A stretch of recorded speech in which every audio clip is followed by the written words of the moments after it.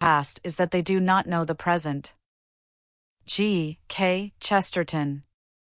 Environmental change on Earth is as old as the planet itself, about 4 billion years. Our genus, Homo, has altered earthly environments throughout our career, about 4 million years. But there has never been anything like the 20th century.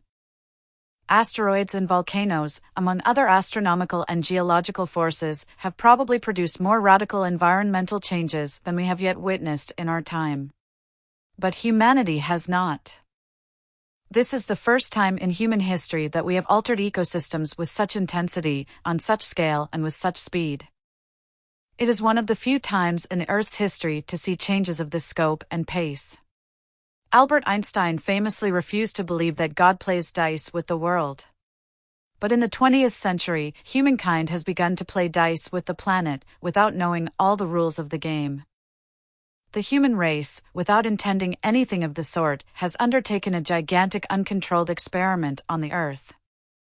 In time, I think, this will appear as the most important aspect of 20th century history, more so than World War II, the communist enterprise, the rise of mass literacy, the spread of democracy, or the growing emancipation of women. To see just how prodigal and peculiar this century was, it helps to adopt long perspectives of the deeper past. In environmental history, the 20th century qualifies as a peculiar century because of the screeching acceleration of so many processes that bring ecological change. Most of these processes are not new. We have cut timber, mined ores, generated wastes, grown crops, and hunted animals for a long time. In modern times, we have generally done more of these things than ever before, and since 1945, in most cases, far more. Although there are a few kinds of environmental change that are genuinely new in the 20th century, such as human-induced thinning of the ozone layer, for the most part the ecological peculiarity of the 20th century is a matter of scale and intensity. Sometimes differences in quantity can become differences in quality. So it was with 20th century environmental change. The scale and intensity of changes were so great that matters that for millennia were local concerns became global. One example is air pollution. Since people first harnessed fire 500,000 years ago, they have polluted air locally. Mediterranean leads smelting in Roman times even polluted air in the Arctic. But lately, air pollution has grown so comprehensive and large-scale that it affects the fundamentals of global atmospheric chemistry. So changes in scale can lead to changes in condition. Beyond that, in natural systems as in human affairs, there are thresholds and so-called nonlinear effects. In the 1930s, Adolf Hitler's Germany acquired Austria, the Sudetenland, and the rest of Czechoslovakia without provoking much practical response. When in September 1939 Hitler tried to add Poland, he got a 6-year war that ruined him, his movement, and Germany. Unknowingly, although he was aware of the risk, he crossed a threshold and provoked a nonlinear effect. Similarly, water temperature in the tropical Atlantic can grow warmer and warmer without generating any hurricanes. But once that water passes 26 degrees Celsius, it begins to promote hurricanes, a threshold passed, a switch thrown, simply by an incremental increase. The environmental history of the 20th century is different from that of. Time passed not merely because ecological changes were greater and faster, but also because increased intensities through some switches. For example, incremental increases in fishing effort brought total collapse in some oceanic fisheries. The accumulation of many increased intensities may throw some grand switches, producing very basic changes on the Earth. No one knows, and no one will know until it starts to happen, if then. This chapter examines the long-term histories of some of the human actions that change environments. The length of the long term varies from case to case, mainly because of differences in the availability of information. The actions and processes in question are sometimes easily measured, sometimes not. The accuracy of the data is also open to question.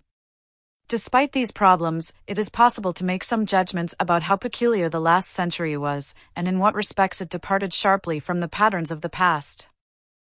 Economic growth since 1500.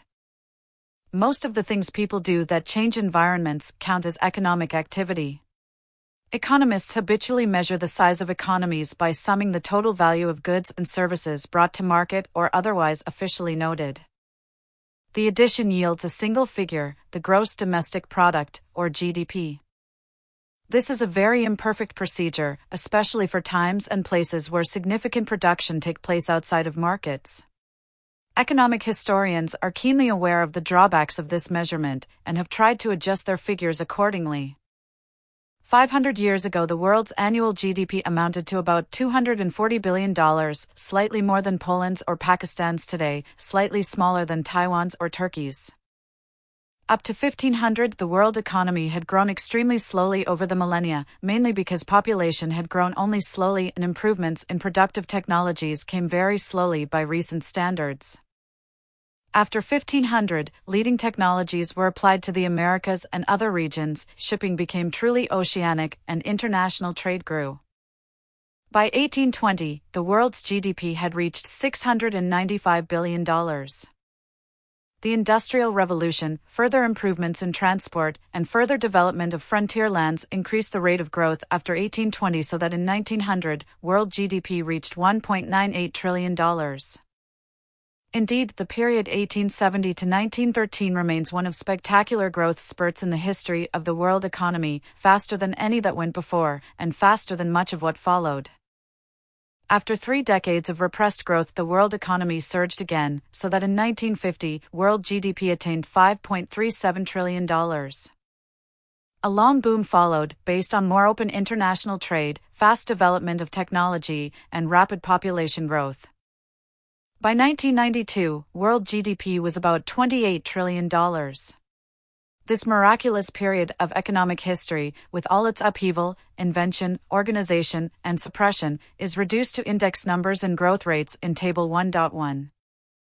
Table 1.1 Evolution of World GDP, 1500, 1992. The world's economy in the late 20th century was about 120 times larger than that of 1500. Most of this growth took place after 1820. The fastest growth came in 1950 to 1973, but the whole period since the World War II saw economic growth at rates entirely unprecedented in human experience. Most of this economic expansion was driven by world population growth. The rest is owing to more productive technologies and organization. Per capita figures show that while the world economy has grown 120-fold since 1500, average income for individuals has grown only 9-fold. This, of course, is On average, we have 9 times more income per capita than our ancestors had in 1500, and 4 times as much as our forebears had in 1900. Despite gross inequities in the distribution of this income growth, the average Mozambican today has an income well under half the global average of 1500. It must count as a great achievement of the human race over the past 500 years, and especially over the past century. The achievement has come at a price, of course. The social price, in the form of people enslaved, exploited, or killed so that creative destruction could make way for economic growth, is enormous. So is the environmental price. Historians in the past 30 years have appropriately paid great attention to the social price of economic growth and modernization. The environmental price deserves their attention too. Population growth since 10,000 BC. Population is much easier to measure than economic activity, so although estimates prior to 1900 must be treated with caution for most parts of the world, the following reconstruction is more reliable than the previous one. When humans first invented agriculture, global population was probably between 2 and 20 million. We were outnumbered by some other primates, such as baboons. But with agriculture came the first great surge in human numbers. Population grew much faster, probably between 10 and 1,000 times as fast as before, but nonetheless very slowly, by tiny fractions of a percent per year. By D1, the globe supported around 200 or 300 million people. By 1500, world population had reached 400 or 500 million. It had taken about a millennium and a half to double, and grew at a rate well under 0.1% per year.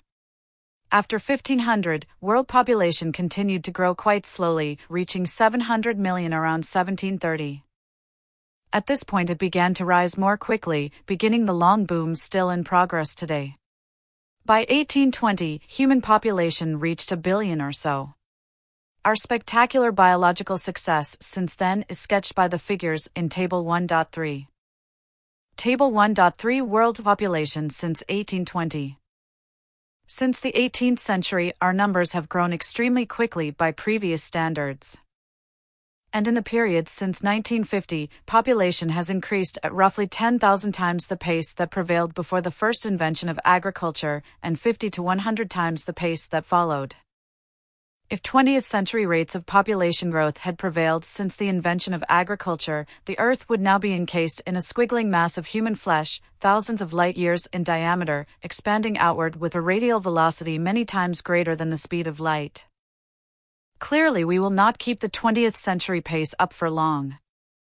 We are in the final stages of the second great surge in human population history. Demographers expect at most one more doubling to come. The 20th century's global population history will be peculiar not only in light of the past, but in light of the future as well. Another way to conceive of the extraordinary demographic character of the modern era is to estimate how many people have ever lived and how many human years have ever been lived. Such estimates require extra caution, of course. Some European demographic historians have made the heroic assumptions and subsequent calculations. They figure that about 80 billion hominids have been born in the past 4 million years. Altogether, those 80 billion have lived about 2.16 trillion years. Now for the astonishing part, 28% of those years were lived after 1750, 20% after 1900, and 13% after 1950. Like the long-term course of economic growth, our population history also represents a triumph of the human species. It too, of course, has come at a price. In any case, it is an amazing development, an extreme departure from the patterns of the past, even though we tend to take our present experience for granted and regard modern rates of growth as normal.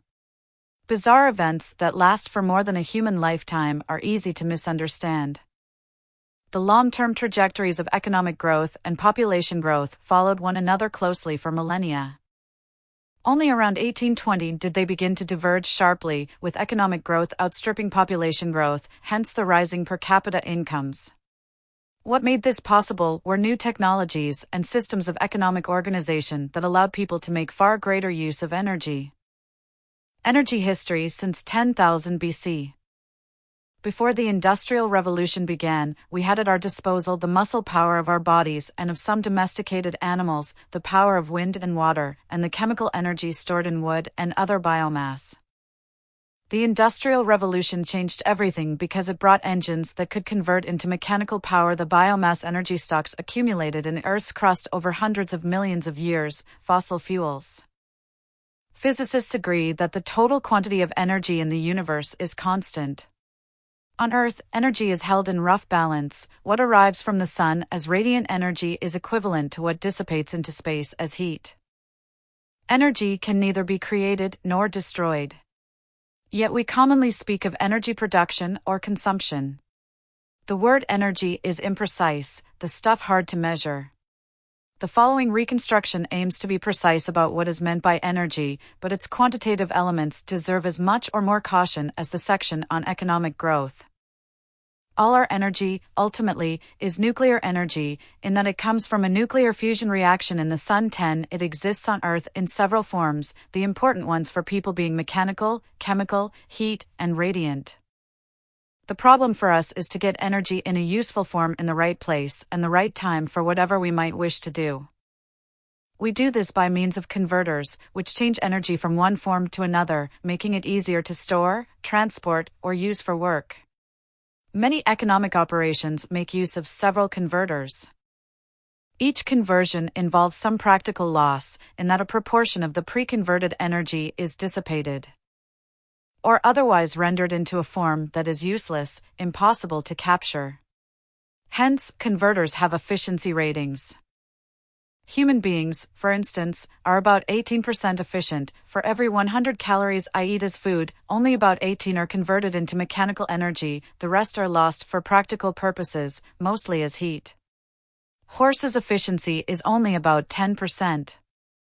Before the Industrial Revolution, the only important converters were biological ones. 11 The first human societies used only their own muscle power, derived from chemical energy stored in plants and animal flesh. Eventually, with a few tools, the deployment of this muscle power grew more efficient. The use of fire helped a great deal in heating, of course, and, when cooking was invented, rendered some otherwise inedible energy sources edible. But until roughly 10,000 years ago, for mechanical energy our ancestors depended on their own bodies in what one might call the somatic energy regime. Agriculture allowed people greater control over the plant converters we call food crops. Shifting agriculture probably increased energy availability tenfold over that available through hunting and gathering, and settled agriculture another tenfold. This translated into greater population densities. Then, as big animals were domesticated, people acquired more muscle power, more mechanical energy, in more concentrated form. Oxen for haulage and horses or camels for transport marked great improvements. Oxen could plow heavy soils, opening up new food possibilities, which in turn allowed for more people and more oxen in a positive feedback loop that extended and strengthened the somatic energy regime. Societies that did not domesticate large animals labored at a disadvantage. New crops, wheels, and horse collars improved the energy efficiency of societies over subsequent millennia, but even at the outset of the Industrial Revolution in Europe, more than 70% of the mechanical energy used was supplied by human muscle. 12 The fundamental energy constraints remained the amount of arable land and the amount of water to produce crops. Agriculture and animal domestication did create an energy surplus.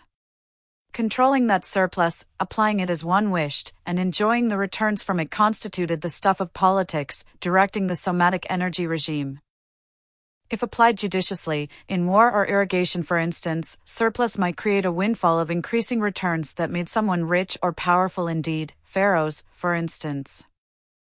Since people are more efficient than horses and far better than oxen as converters of chemical into mechanical energy, big domesticated animals were something of a luxury in pre-industrial times. Slavery was the most efficient means by which the ambitious and powerful could become richer and more powerful. It was the answer to energy shortage. Slavery was widespread within the somatic energy regime, notably in those societies short on draft animals. They had no practical options for concentrating energy other than amassing human bodies.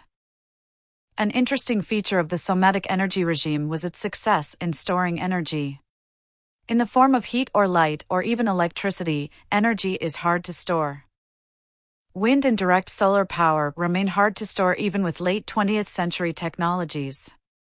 Chemical energy in the form of plants is also hard to store, although with favorable conditions and appropriate techniques some crops can be stored for a few years, albeit with considerable wastage. The vagaries of weather and crop pests cause the supply of food to vary greatly from season to season and year to year in pre-industrial societies.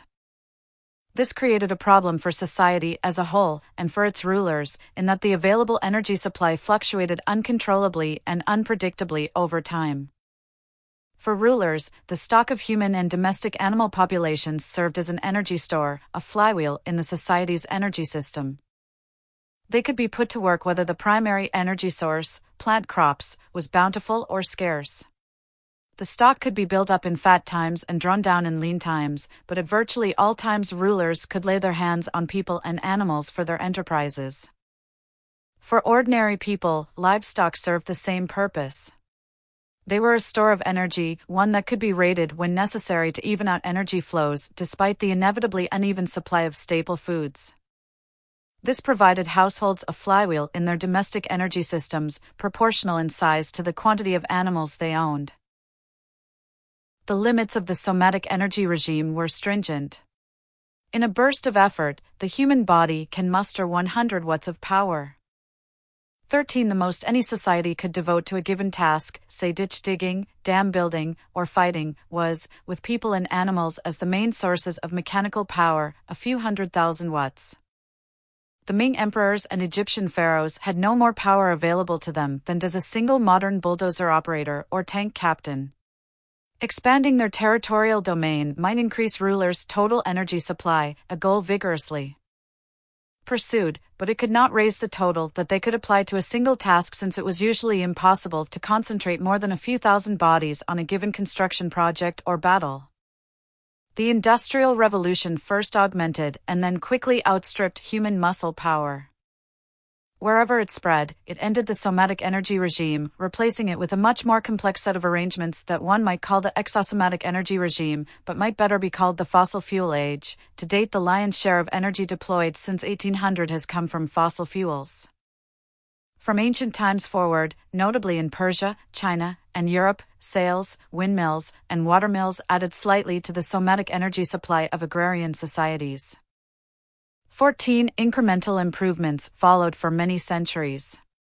But in the 18th century, steam engines tapped hundreds of millions of years' worth of photosynthesis, burning coal to convert chemical into mechanical energy. Coal, of course, had found uses for centuries, mainly as a fuel for heating. But the steam engine's capacity to convert that heat into mechanical energy capable of doing work opened up new possibilities. The first steam engines were notoriously inefficient, losing more than 99% of their energy. But gradual improvements by 1800 allowed efficiency of about 5% and a capacity of 20 kilowatts of power in a single engine, the equivalent of 200 men. By 1900, engineers had learned how to handle high-pressure steam, and engines became 30 times as powerful as those of 1800. On top of this, steam engines, unlike watermills and windmills, could be put anywhere, even on ships and railroad locomotives. This created another positive feedback loop, in that it allowed transport of coal on a massive scale, providing the fuel for yet more steam engines. 19th century industrialization rested on this fact. World coal production, about 10 million tons in 1800, shot up 100-fold by 1900.15.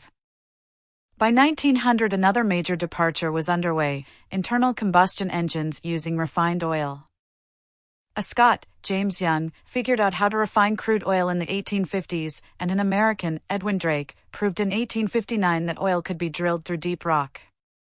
The oil age had begun, albeit in a small way. Internal combustion engines, developed mainly in Germany after 1880, furthered the transition. They weighed less than coal-fired steam engines, they were much more efficient, especially at small scales. On larger scales, they could deliver much more power than steam engines. The provision of electricity needed power on such a scale, and automobiles required lightweight and efficient engines. So from 1900 forward, biomass, coal, and oil provided large quantities of energy. In terms of usable energy, fossil fuels overshadowed biomass from the 1890s forward, even though the great majority of the world's population used no fossil fuels directly. Production and use of all three fuels grew throughout the 20th century, although oil use grew much faster, so that in proportional terms the other two declined. Some estimates of world fuel production and the usable energy derived therefrom appear in tables 1.4 and 1.5. Not only did fossil fuels largely replace biomass in the global energy mix in the 20th century, 16, but the total energy harvest skyrocketed. The electrification of the globe, begun around 1890 and still in train, boosted demand and use of energy. Electric motors are highly flexible and have countless uses. Electricity also is good at providing light and heat. Lenin famously defined communism as electrification plus Soviet power, and rural electrification was a major achievement of Franklin Roosevelt's presidency. Table 1.4 World Fuel Production, 1800-1990. The worldwide energy harvest increased about five-fold in the 19th century under the impact of steam and coal, but then by another 16-fold in the 20th century with oil and natural gas, and, less importantly, nuclear power. 17 No other century, no millennium, in human history can compare with the 20th for its growth in energy use.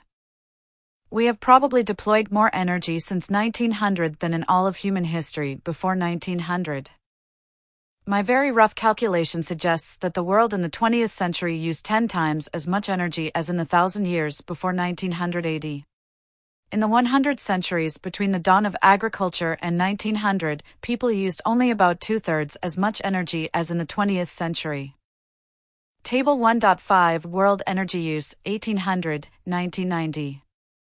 This astounding profligacy, too, counts as something of a triumph for the human species, a liberation from the drudgery of endless muscular toil and the opening up of new possibilities well beyond the range of muscles.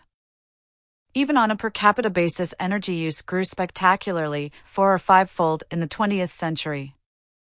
In the 1990s, the average global citizen deployed about 20 energy slaves, meaning 20 human equivalents working 24 hours a day, 365 days a year.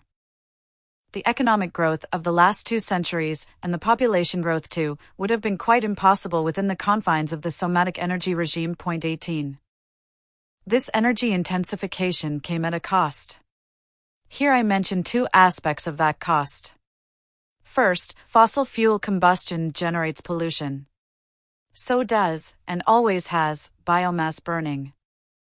But because fossil fuels have more applications, their development has meant far more combustion in total and far more pollution.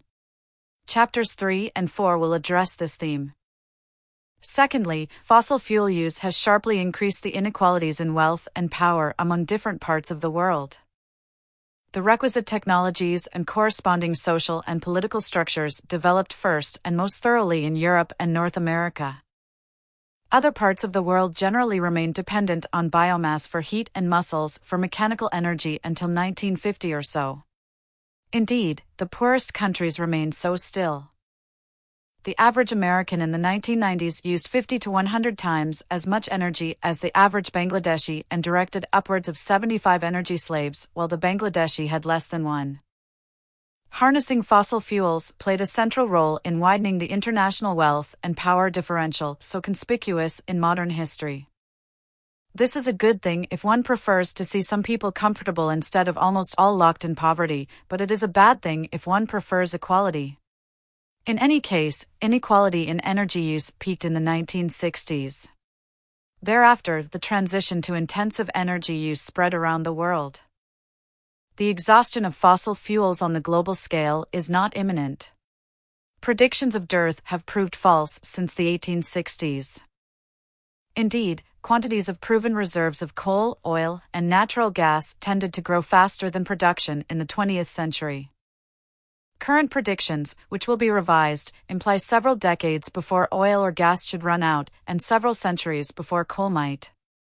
We can continue to live off the accumulated geological capital of the eons for some time to come, if we can manage or accept the pollution caused by fossil fuels. Conclusion. The human species has shattered the constraints and rough stability of the old economic, demographic, and energy regimes. This is what makes our times so peculiar. In the 19th century, the world began a long economic boom, which climaxed in the 20th century when the world economy grew 14-fold. It expanded less than about 4-fold in per capita terms, because world population multiplied 4-fold in this century. Energy use embarked on a boom which began with a 5-fold growth in the 19th century. That boom climaxed in the 20th century with a further 16-fold expansion. Why has all this happened now? The main answer is human ingenuity. Part of the answer is luck. First, the luck, in the 18th century, a large part of the disease load that checked our numbers, and our productivity too, was lifted. Initially, this had little to do with medicine or public health measures, but reflected a gradual adjustment between human hosts and some of our pathogens and parasites. We domesticated or marginalized some of our killer diseases, quite unintentionally. This was luck. So is the ending of the Little Ice Age, which may also have had a minor role in permitting the great modern expansions. Most of the explosive growth of modern times derives from human ingenuity. From the 1760s forward, we have continually devised clusters of new technologies, giving access to new forms of energy and enhancing labor productivity. At the same time, we have designed new forms of social and business organization that have helped ratchet up the pace of economic activity. Both machines and organization, hardware and software, lie behind the breakthrough of modern times. The great modern expansion, while liberating in a fundamental sense, brought disruption with it. The surges in population, production, and energy use affected different regions, nations, classes, and social groups quite unevenly, favoring some and hurting others. Many inequalities widened, and perhaps more wrenching, fortune and misfortune often were reshuffled. Intellectually, politically, and in every other way, adjusting to a world of rapid growth and shifting status was hard to do. Turmoil of every sort abounded. The preferred policy solution after 1950 was yet faster economic growth and rising living standards. If we can all consume more than we used to, and expect to consume still more in the years to come, it is far easier to accept the anxieties of constant change and the inequalities of the moment. Indeed, we erected new politics, new ideologies, and new institutions predicated on continuous growth. Should this age of exuberance end, or even taper off, we will face another set of wrenching adjustments. The 20th century would appear equally unusual if one charted the long-term history of freshwater use, timber use, minerals use, or industrial output. All of these boomed after 1900. So did the generation of solid waste and of air and water pollution. Countless indicators of, and causes behind, environmental change would show much the same extraordinary story. The following pages will explore these stories, not from the perspective of the long term, but within the prodigal century itself. Part 1. The Music of the Spheres. Followers of the 6th century BC Greek philosopher Pythagoras thought that the Earth stood at the center of the universe's 10 perfect spheres and that the spheres' motions made a harmonious music too subtle for human ears. For many millions of years, the Earth's land, air, water, and living things have functioned in a complex evolving harmony, punctuated by occasional collisions with asteroids. Human action has added a new voice to that harmony, originally a soft one easily compatible with the others. Eventually, that voice came to clash with the music of the spheres. In the 20th century, humankind rearranged atoms and altered the chemistry of the stratosphere. We made our impact felt on the smallest and the largest scales. This section of the book takes up environmental changes we wrought after 1900. It treats the rocks and soils that make up the land surface, lithosphere, and pedosphere, the waters, salt and fresh, that make up most of the Earth's surface and percolate far below it, the air and the lower elevations of space. And the community of all living things. This scheme of organization disguises the intimate links between the spheres. Just as history is a seamless web, so in ecology everything is connected to everything else. Coal scraped from below the Earth's surface, when burned, releases gases and ash into the atmosphere. Rain washes some of this pollution out of the air and into waterways. Eventually, some waterborne pollutants settle on the bottom of rivers, lakes, or seas and become embedded in sediments, back to the lithosphere again. The globe has a complex biogeochemistry in which elements, notably carbon, sulfur, nitrogen, but many others as well, cycle around among the spheres. My scheme of organization may give these cycles short shrift. But tracing the history of changes to biogeochemical cycles would conceal, by disconnecting, the cumulative impact of pollutants in the Mediterranean Sea or the air of Osaka. To most cultures, the world presents itself as land, air, water, and life, not as carbon and sulfur, and so I will treat it as such. One has to chop up the seamless web of ecology to write its history. Chapter 2. The lithosphere and pedosphere, the crust of the Earth. Not every soil can bear all things. Virgil, Georgics. Humankind moved mountains in the 20th century and for the first time became a significant geological agent. Our most consequential impacts occurred in the soil. We simultaneously corroded and enriched the substrate of civilization so that some could soon bear nothing at all, while others eventually seemed able to bear, if not all things, at least a lot more of many different things. This chapter considers major changes to the lithosphere and pedosphere, their causes and their consequences. Human action has altered the Earth's surface biologically, chemically, and physically. Here I will entirely neglect our impact on the fungi, bacteria, rodents, and worms that inhabit the soil and focus on chemical and physical changes. They touched human affairs, politics, economics, health, nutrition. In many ways in the 20th century. The basics of the Earth's crust. The lithosphere is the Earth's outer shell of rock. It floats on molten rock, like a layer of scum on simmering soup. The shell is about 120 kilometers thick.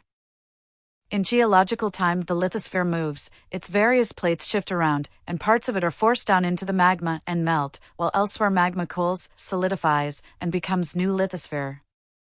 Humans notice only the sudden jolts in this slow cycling, earthquakes, and volcanic eruptions. Compared with these slow but grand natural movements, the human imprint on the lithosphere seems faint. The pedosphere is the soil, the Earth's skin, a membrane between the lithosphere and the atmosphere. It consists of mineral particles, organic matter, gases, and a swarm of tiny living things. It is a thin skin, rarely more than hip deep, and usually much less. Soil takes centuries or millennia to form. Eventually, it all ends up in the sea through erosion. In the interval between formation and erosion, it is basic to human survival, the source of sustenance for plants, the foundry of life. Soil alchemy. Alchemists used to work hard trying to make gold out of baser metals. In modern times, farmers and agronomists have sought to do analogous things with the soil, make bad soil good, good soil better, and profit from it. Without much understanding it, and usually without intending to, people have long altered soil chemistry. Since the dawn of agriculture, human farming has reduced the nutrient supply in many of the Earth's soils. This happened on a very modest scale before cities, because most of what plants extracted from the soil soon returned to it after shorter or longer stays in animal and human alimentary canals and tissues. But with cities, human societies systematically exported nutrients from farming and grazing land. Some were returned, especially where human excrement was collected and distributed to farmers as fertilizer, a practice mentioned by Homer in the Odyssey but done most consistently in China and Japan. But much was not, and instead flowed into sewers, rivers, and the sea.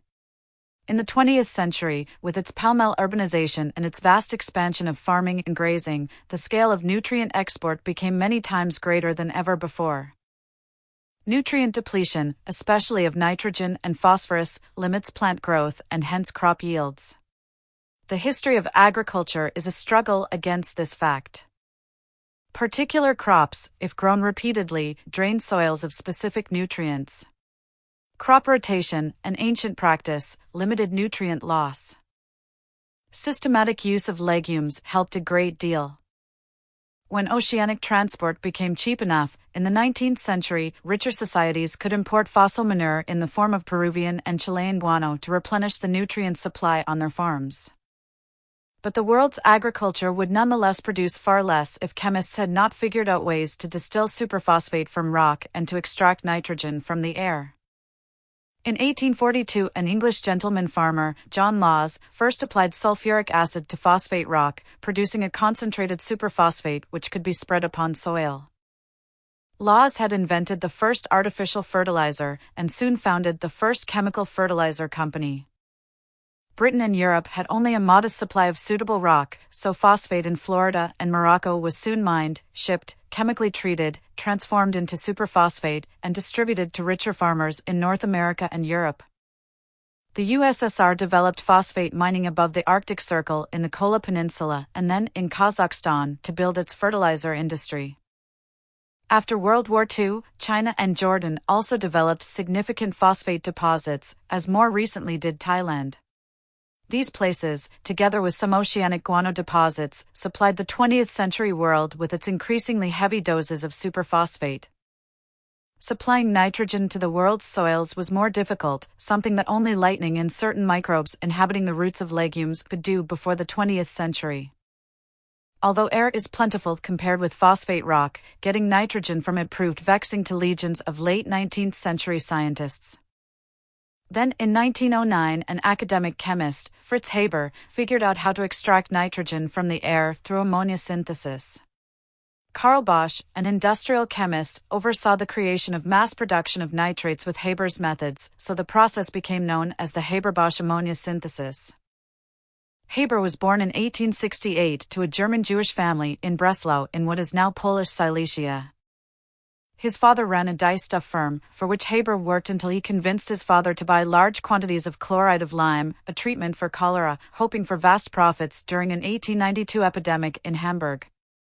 But the epidemic did not spread. Haber the elder was stuck with the chloride of lime and advised his mistaken son to leave business for academia. By age 30, Haber became a distinguished chemist in Karlsruhe, doing some of the basic work that allowed the cracking of hydrocarbons, essential to the efficient refining of crude oil. He was also an ardent German patriot. In 1900, German farmers used a third of the nitrates exported from the Chilean guano deposits. Without that imported nitrogen, Germany could not feed itself. Nitrogen fixation, Haber hoped, would resolve a general agricultural bottleneck and solve a German geopolitical problem at the same time. The Haber-Bosch synthesis helped Germany forestall hunger until late in World War I, despite an Allied blockade. It additionally provided nitrates for use in explosives. Haber won the 1918 Nobel Prize in Chemistry. At the ceremony, it was said he obtained bread from air. The Haber-Bosch ammonia synthesis became commercially lucrative soon after the war. Fritz Haber spent World War I creating poison gas for the use of the German military. After Germany's defeat, Haber labored from 1919 to 1926 trying to extract gold from seawater so as to help Germany meet its post-war reparation payments. His patriotic services did him no good. After the Nazi accession to power in 1933, Haber resigned his post under pressure, emigrated to Britain, and died within a year. But he more than anyone else shaped the world's soil chemistry in the 20th century and allowed agriculture to flourish despite myriad forms of soil degradation. Whoever could make 2 ears of corn, to grow upon a spot of ground where only one grew before, would deserve better of mankind than the whole race of politicians put together. So wrote Jonathan Swift in Gulliver's Travels. Nearly 2 centuries later, Haber did it. The Haber-Bosch process took a lot of energy, but wherever energy was cheap, the manufacture of nitrogenous fertilizer proved feasible. However, economic conditions slowed the development of nitrogen fertilizer use until after World War II. By 1940, the world used about 4 million tons of artificial fertilizer, mostly nitrogen and superphosphate, but also potassium fertilizers, derived from potash. By 1965, the world used 40 million tons, and by 1990, nearly 150 million. This development was and is a crucial chemical alteration of the world's soils with colossal economic, social, political, and environmental consequences. For one thing, artificial fertilizers allow perhaps an extra 2 billion people to eat. Without pumped-up yields, the world's population would need about 30% more good cropland, a tall order. For another, it systematically widened the gaps between rich and poor farmers around the world between 1950 and about 1985, both within societies and among them. Before the 1960s, poorer countries used little artificial fertilizer, and their farmers found it increasingly difficult to compete with the growing grain surpluses of North America and Australia. After 1970, much of the increase in fertilizer use came in the poorer countries, but mainly on larger farms that could more easily afford the costs. Smaller farmers went to the wall. In Japan, Korea, and more recently in China, high levels of artificial fertilizer use allowed greater labor efficiency in rice paddies. Millions of ex-peasants became urban workers, staffing the economic miracles of these lands. But in India, Mexico, and the Philippines, and other countries where large farmers made far more use of artificial fertilizers than small ones, displaced farmers contributed more to urban social strains than to economic miracles. So Laws and Haber helped to shape the social structures of contemporary societies and the international division of labor. Fertilizers mostly miss their targets and become water pollutants. Estimates vary, but usually somewhat more than half of fertilizers applied end up in the waters of agricultural communities and their downstream neighbors. This contributed mightily to the eutrophication of rivers, lakes, and seas, especially in Europe and North America. Moreover, even when fertilizers stayed in the soil, long-term chemotherapy of the land often led to problems in micronutrient supply, handicapping instead of helping farming. Point 10. The impact of chemical fertilizers did not stop with chemistry. They strongly influenced the choice of crops after 1950, those that respond well to fertilizers spread far and wide, replacing those that do not. Hence the trend toward more and more people eating fewer and fewer varieties of food. 2/3 of our grains now come from 3 plants: rice, wheat, and maize. Chemical fertilizer use also made food production thoroughly dependent on the fossil fuels needed for fertilizer production. Our food is now made from oil as well as from sunlight. On the large scale, it has recast the global nitrogen and phosphorus cycles and strongly favored all species that thrive on heavy diets of these nutrients. What such basic planetary changes may mean for humanity remains unclear. Soil pollution. While the chemical industries of the 20th century replenished key soil nutrients, they also helped contaminate soils. As a rule, soil pollution developed wherever chemical and metallurgical industries emerged, chiefly in Europe, Eastern North America, the Soviet Union, and Japan. One major source of soil pollution was the mining, smelting, refining, and use of metals such as lead, cadmium, mercury, and zinc. These metals proved helpful in modern chemical and metallurgical industries. 20th century industrialization required them in quantity. But even in small doses, these metals are dangerous to human life, although in still smaller doses, one of them, zinc, is essential. In the 20th century, they infiltrated soils on a magnified scale. Lead and cadmium emissions, for instance, each increased about 20-fold from 1875 to 1975.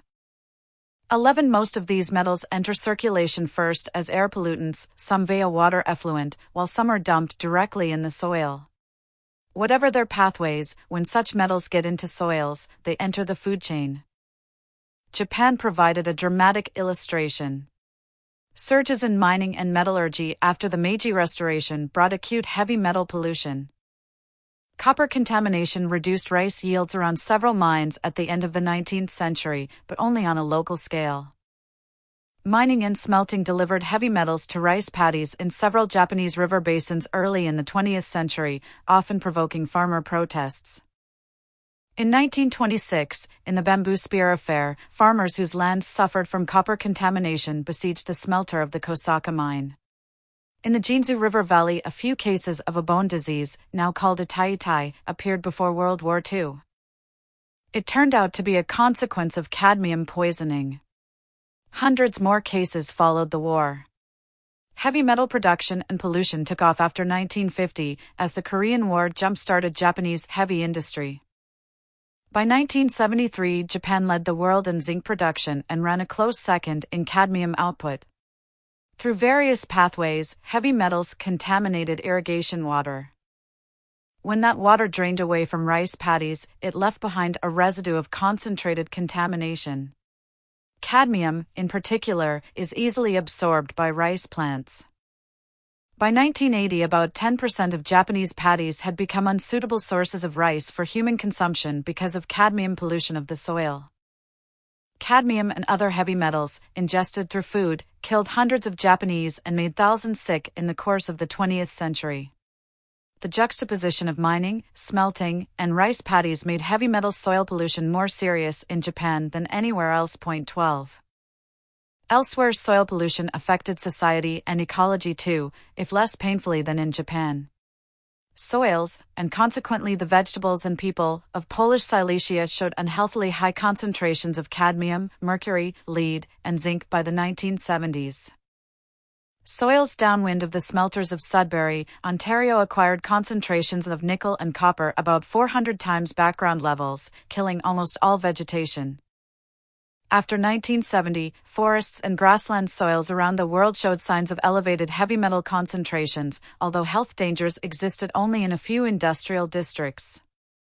In the 1980s, northern Indian soils, for instance, showed contamination levels 1 or 2 orders of magnitude lower than those of Hesse. 13 urban soils in the 20th century accumulated concentrations of trace metals 10 to 100 times greater than background levels. After the mid-1970s, airborne emissions and thus trace metal deposition on soils declined, especially of lead and cadmium, a consequence mainly of regulations in the industrial world. But lead persists for 3,000 years in the soil, so this particular legacy of the 20th century, which has had demonstrable ill effects on health, will long endure. 14. Industrialization generated all manner of toxic wastes, besides metals. Man-made chemicals existed only after the mid-19th century and acquired environmental significance only after the mid-20th.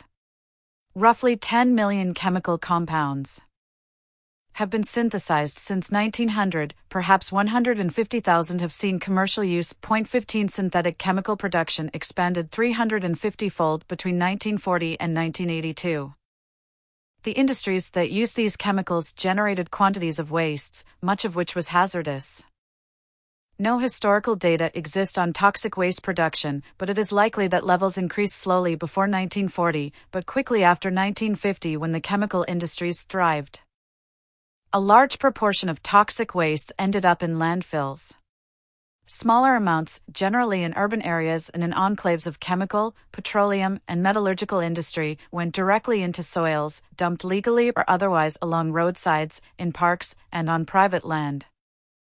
Before 1980, such wastes generally attracted only passing notice. They were part of the cost of doing industrial business. In the United States, in 1936, chemical companies dumped 80 to 85% of their toxic wastes, untreated, into adjacent pits, ponds, and rivers. 16. But in 1976 to 1980, in Love Canal, evidence accumulated of cancers and birth defects apparently deriving from chemicals buried there between 1942 and 1953.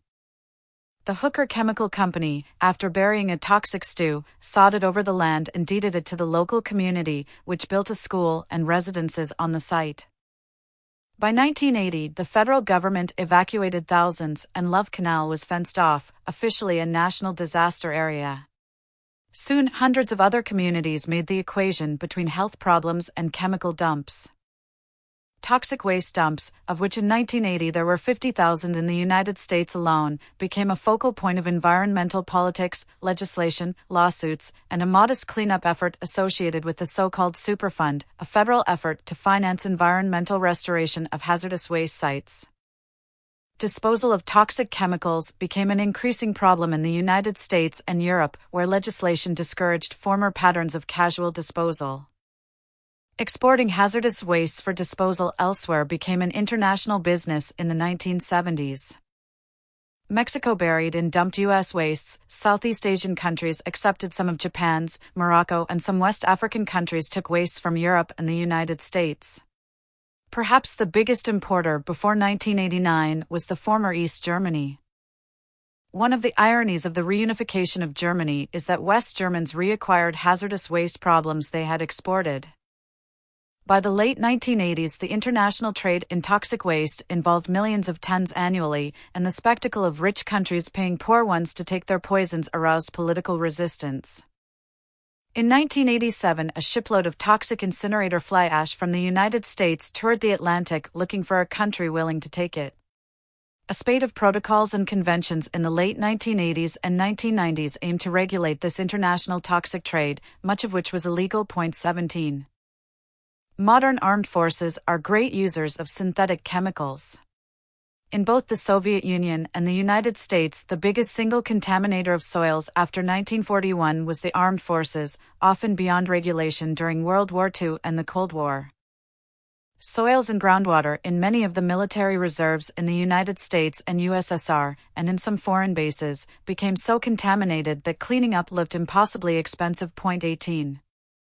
Before 1950, the cumulative effect of chemical poisoning of soils came to little. After that, more and more locales became contaminated. Soil pollution problems metastasized after 1975, following the migration of heavy industry from Europe, North America, and Japan to Korea, Taiwan, Brazil, and elsewhere. Everywhere, soil pollution centered on urban and industrial zones. To a smaller extent, it affected rural soils through agricultural chemicals and the airborne deposition of nitrogen, sulfur, and trace metals. soil contaminants working their way into water, the food chain, and earth movers. Natural forces move a lot of rock around. Volcanic eruptions, tectonic movements, scouring glaciers, and natural erosion have long sculpted the face of the Earth. In the 20th century, humankind came to rival these forces as a geological agent, mainly through mining and accelerated erosion. Table 2.1, composed of rough estimates, suggests how far humanity has come as a geological force as of the 1990s. Table 2.1, average annual transport of rock and soil. At the beginning of the 20th century, human geological impact probably came to less than a tenth of its 1990s proportion, putting it on a par with glaciers. 19 In some places, such as England, people in 1900 already moved far more rock and soil than did nature. But England, with its giant coal industry and comparatively feeble natural forces, was unusual. 20. Mining. People have long scratched and dug the earth in search of useful metals and fuels. The scale, even at the height of Roman or Song Chinese operations, remained small until after 1820. Industrialization provoked a frenzied quest for metal liquors after 1870, and steam engines led to a surge in demand for coal. Coal extraction, for example, at 10 million tons in 1800, grew tenfold in the 19th century and another 6 or 7-fold in the 20th. Modern coal mining first centered in Britain, which at one point exported coal to India and Argentina. But soon coal miners burrowed into the earth all around the world. The United States led from the 1890s to the 1950s, then the USSR, and after about 1980, China. Iron ore followed much the same trajectory, mined on large scales first in Britain, then in Germany and the United States by 1890, and in the USSR by 1930. By the 1990s, China, Brazil, Australia, and Russia led the world in iron ore extraction. Gravel, sand, and other construction materials made up a huge share of mining activity focused wherever urban growth required building materials. By 1980 or so, quarrying moved more earth than did natural erosion. 21 By the 1990s, U.S. miners moved about 4 billion tons of rock per year, and the world figure was perhaps 4 to 5 times that. 22. Table 2.2 World coal output, 1850-1995. All this mining corroded the lithosphere with a warren of underground shafts and chambers, and after the appearance of the requisite earth-moving machinery, pockmarked the Earth's surface with thousands of huge open pits, mainly in the United States, Russia, Germany, and Australia. It also generated mountains of waste rock and slag, and filled rivers with slurry and silt. 23 The coal districts of Britain erected small sierras of slag, one of which slid down onto a village in Wales in 1966. In the Sacramento River Valley, hydraulic gold mining increased the silt load tenfold. The Perak River in Malaysia and the Clutha River in New Zealand ran dark with silt from hydraulic mining at roughly the same time. 24 Modern mining can alter landscapes and lives for miles around, as it did on New Caledonia. A cigar-shaped island the size of New Jersey or Kuwait, New Caledonia lies almost equidistant from New Guinea, Australia, and New Zealand in the southwest Pacific. Captain James Cook named it after the Roman term for Scotland, with which it has nothing in common except mountains. French missionaries went to work among the Melanesian population in 1840, and France annexed New Caledonia in 1853, adding to its Pacific Empire. 20 years later, prospectors found deposits of nickel, a hard, corrosion-resistant metal that was eventually found to be useful in making aircraft, armaments, and in nuclear power generation. New Caledonia happened to contain between a quarter and a third of the known oxidized nickel in the world under its mountain summits. Early mining used picks and shovels, and immigrant labor from Japan, Java, and Vietnam. By 1926, New Caledonia led the world in nickel production. For much of the post-war half-century, it ranked behind only Canada and the USSR. Indonesia overtook it in 1994. Between 1890 and 1990, miners employed by the Société Le Nickel moved 500 million tons of rock to get 100 million tons of ore and 2.5 million tons of nickel. This took the form of open-cast mining, which after World War II involved beheading mountains. The environmental and social effects proved profound. To get at the nickel, miners decapitated the ridges. Streams filled with silt and debris, making fishing and navigation impossible. Floods and landslides destroyed lowlands, dumping gravel on arable land and shearing away coconut groves. Silt smothered offshore corals in one of the world's largest lagoons. Many Kanaks lost their livelihoods, their homes, and their lands in the first decades of nickel mining. Smelters, built locally because of the high cost of shipping raw ores to European markets, filled the air with smoke and noxious gases. Kanaks and missionaries complained to no avail. In the 1930s, sulfuric fumes dissolved the roof on a mission church. All this combined with wage labor, cash cropping, cash taxation, and the influx of immigrant miners to disrupt Kanak life. But the environmental and social change had just begun. After 1950, bulldozers, hydraulic shovels, and 40-ton trucks replaced picks and shovels, and the scale of production increased tenfold by 1960 and 100-fold by 1976, driven by Japanese industrial expansion and boom times in the world armaments business associated with the Cold War. The environmental and social dislocation intensified, contributing to an independence struggle and political violence that racked New Caledonia in the 1980s. In that decade, the French government began to impose environmental regulations on the SLN's active mines, but the pollution, erosion, and siltation from abandoned mines will continue for decades, if not centuries. 25. The history of nickel mining in New Caledonia is an extreme example of modification of the lithosphere and of consequent environmental degradation and social disruption. Had the mines been in France itself, matters might have been different.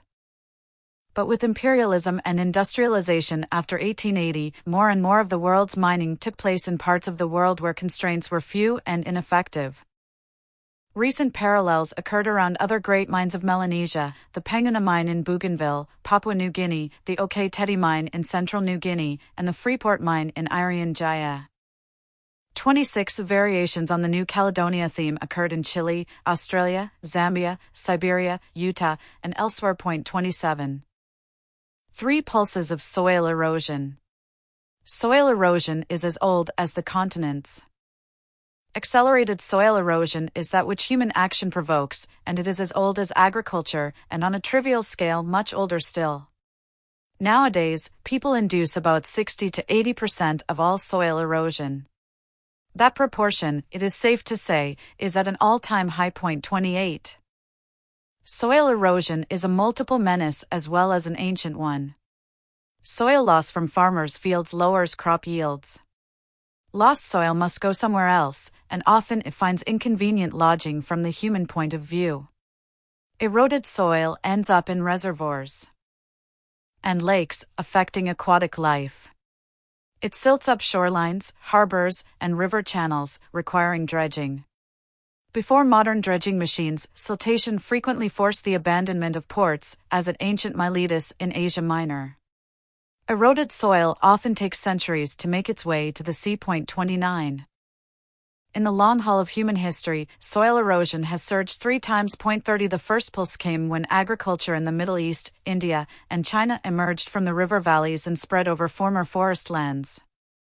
This of course happened slowly, say between 2000 BC and 1000 AD, as states, economies, and populations grew, and as iron tools made clearing forests easier.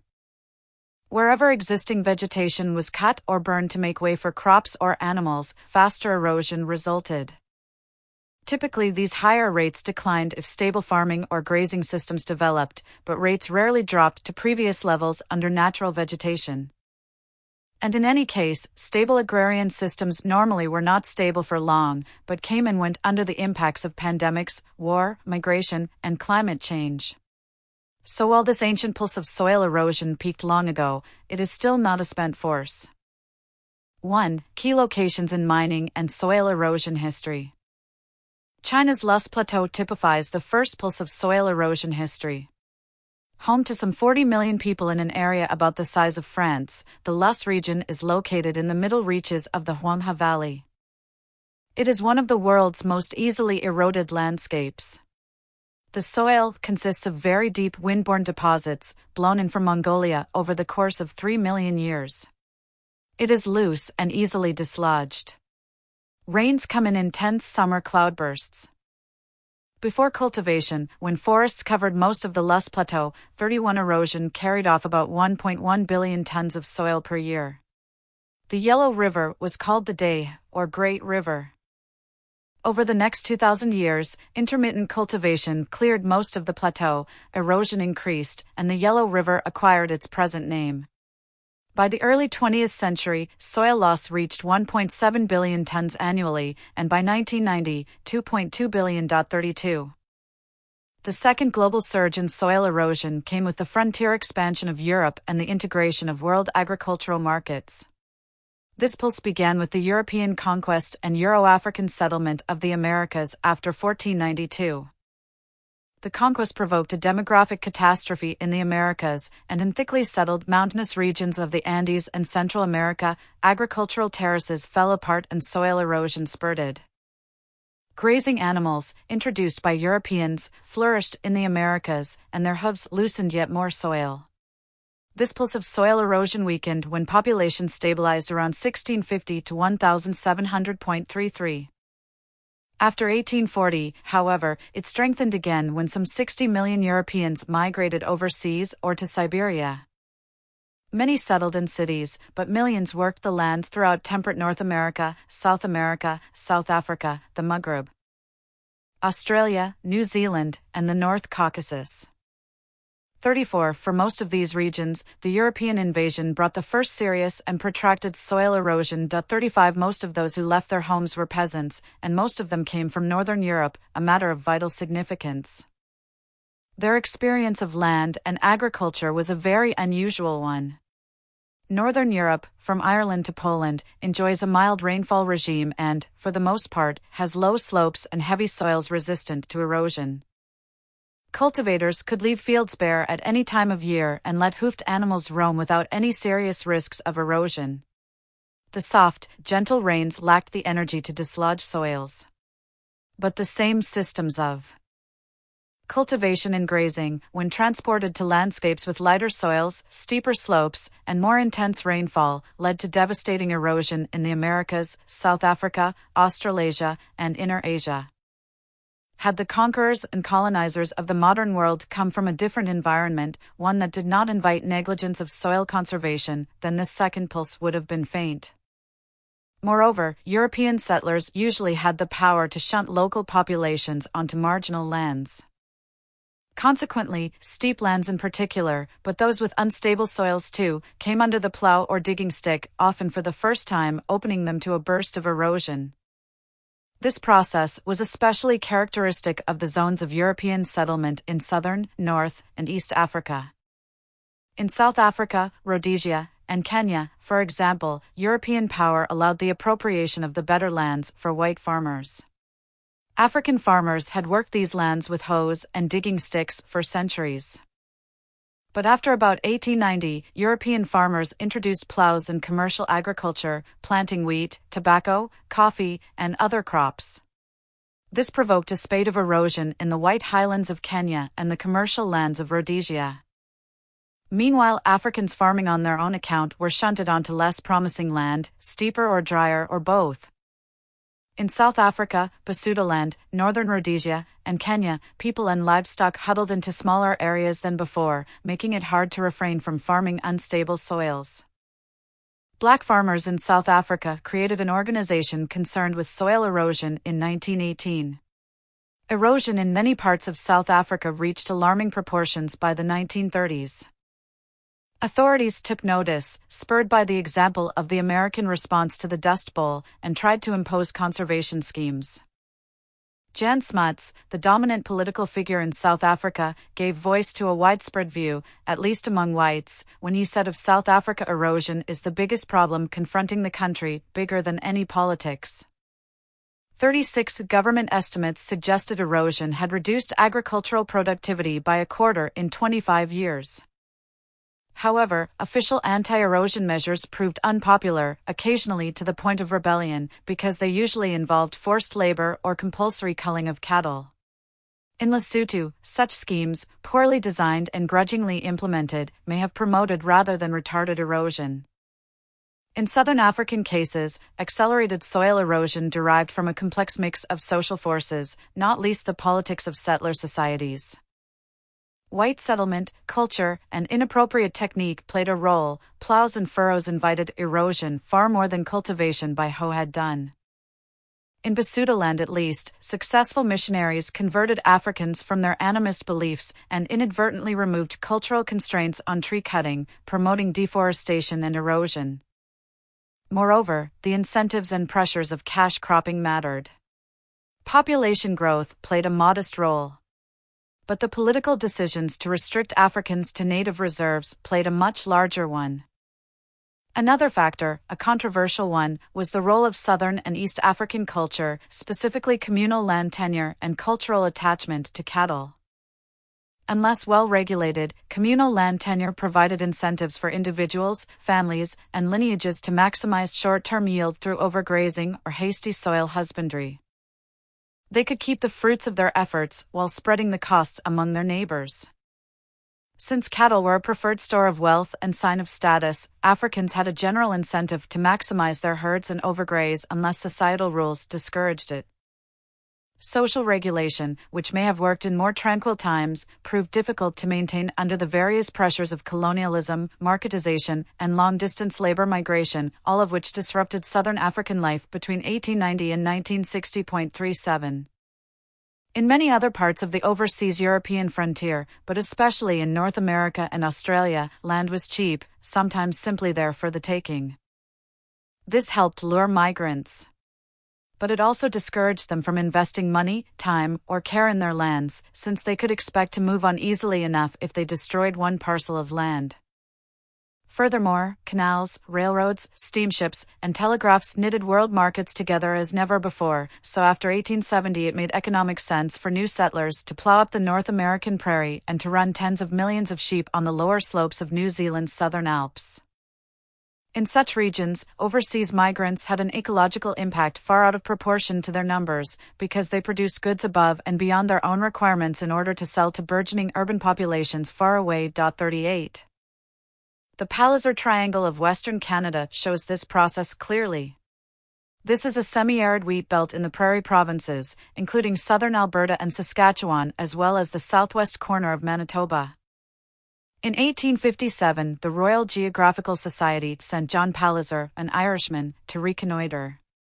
He found the land inhospitable and unsuited to any settlement. It belonged to nomadic Indians and the buffalo before the Canadian Pacific Railway went through in 1885. A trickle of hopeful settlers followed, often enticed by the railroad's propaganda. When after 1897 the prairies enjoyed a run of rainy years, the trickle of settlers swelled to a flood. Population grew about 15-fold between 1901 and 1915. Rudyard Kipling, who passed through in 1907, thought that he was present at the creation of a new Nineveh. 39 high wheat prices around the world during World War I, and bumper crops in 1915 and 1916 inspired new railroads, towns, and more settlers. Settlers came mainly from humid lands in eastern North America and Europe, although not a few moved north from the U.S. prairies. They all sought to preserve soil moisture in the summer by leaving fields fallow, an idea widely promoted by professors and agronomists. But the prairies are a windy place, and by the 1920s this practice combined with dry years led to serious wind erosion. Thousands of farm families, mainly in Alberta, gave up. Drought hit Saskatchewan in the 1930s. Dust storms darkened the skies. 3 or 4 million hectares of prairie lands were completely destroyed. Dust blew east to Ontario, and in 1934 to the Atlantic. Social and economic distress matched that of the well-known Dust Bowl of the American Plains and spurred the success of unorthodox politics on the western prairies in the form of the Socialist Canadian Commonwealth Federation and in Alberta the right-wing populist Social Credit Movement. The Canadian Dust Bowl also provoked a major exodus, like that from Oklahoma and Kansas. The sad tale of farming in Palliser's Triangle was one of boom, erosion, and bust. 40. Indeed, the widespread droughts of the 1920s and 1930s and the whipsaw effect of economic instability brought the second pulse of world soil erosion to a climax. The cycle of booms and busts in the world economy was pronounced in those decades, as economic globalization proved destabilizing and Keynesian fiscal policies to dampen fluctuations did not exist yet. These unrestrained cycles translated into agricultural expansions and abandonments, which, like the weathering produced by freeze and thaw, dislodged soils around the world. G. V. Jacks and R. O. White, high apostles of soil conservation in the mid-20th century, thought more soil was lost from the world between 1914 and 1934 than in the whole of previous history. An exaggeration, no doubt, but one with a grain, perhaps a clod, of truth to it. 41. The European settlement frontier filled up attractive farmland by about 1930, except in Soviet Kazakhstan, where the process recurred in the 1950s and 1960s in the concentrated and accelerated form characteristic of Soviet projects. With experience, farmers and graziers often learn to limit erosion from the high levels of initial settlement. But almost nowhere in these frontier lands did farmers and graziers manage to reduce erosion either to levels that prevailed before their arrival or to northern European levels. The second pulse, like the first, provoked its antithesis, sustained effort at soil conservation. Farmers had carefully preserved soils for millennia, and in some settings attained a high standard. But in most societies, especially those where labor was more scarce than land, soil conservation had few followers and no official support. In the early 20th century, some concerns about soil loss emerged, not least in South Africa. But soil conservation was thorny, it packed with political dynamite, and it always kept for another couple of years. 42 Then, in the early 1930s, drought struck the U.S. southern plains, and land recently broken to the plow began to blow away. In 1934, red Nebraska dust blew into the corridors of power in Washington, D.C., into the lungs of legislators, and soil conservation soon became a major American policy initiative. American soil scientists spread this gospel, especially within the British colonial empire, but also in Mediterranean Europe and China. Simultaneously, Soviet authorities sponsored American-style shelter belts to check wind erosion in Ukraine. Dozens of countries set up soil conservation agencies, often closely modeled on the American example. China organized against erosion in the 1950s. Sustained government research, outreach, and funding sometimes produced favorable results. In the lush hills of the upper Mississippi Valley, for instance, 1990s erosion rates were half of those obtaining in the years 1925 to 1935.43. In many settings, erosion control efforts reduced the toll. But nowhere could they check it. So this second surge, like the first, is not over. 44. The third great pulse in world erosion history gathered in the 1950s and is still rolling along at its peak. In the global sense, it is superimposed on its predecessors, but it mainly affects different regions of the world. After 1950, the populations of the world's tropics experienced an unprecedented outbreak of health and survival as infectious disease came under greater control. Demographic growth, often together with state policies and land tenure patterns, spurred land hunger and land clearing, even on steep and marginal lands. Lowland peasants migrated to highland regions, mountain peasants invaded rainforests, and still others colonized semi-arid land. Once again, ingrained agronomic knowledge and familiar animals and technologies often proved inappropriate to new settings. With the U.S.-led integration of the world economic system after 1945, tighter market links again played a key role in promoting erosion. Coffee, citrus fruits, bananas, and beef cattle claimed many fertile tropical lowlands, obliging subsistence food production to shift onto marginal lands. In some cases, such as the post-war expansion of coffee in southern Brazil, commodity crops colonized former forest zones directly. 45 In various ways, cultivation spread onto mountain slopes and into rainforests where it had scarcely existed before. In tropical settings, rainfall usually comes in downpours with exceptional erosive power, so that even with the best of intentions, appropriate know-how, and technology, a rare combination in any circumstances, preventing sharp surges in soil erosion proved very difficult. The Philippine Islands are for the most part steep and subject to heavy monsoon downpours, and thus prone to erosion even without human influence. On Luzon, the northernmost of the islands, cash cropping encouraged forest clearance and cultivation from about 1880. After 1898, when American forces drove Spain from the Philippines, the quartermasters of the U.S. Army generated regular demand and good prices for food crops.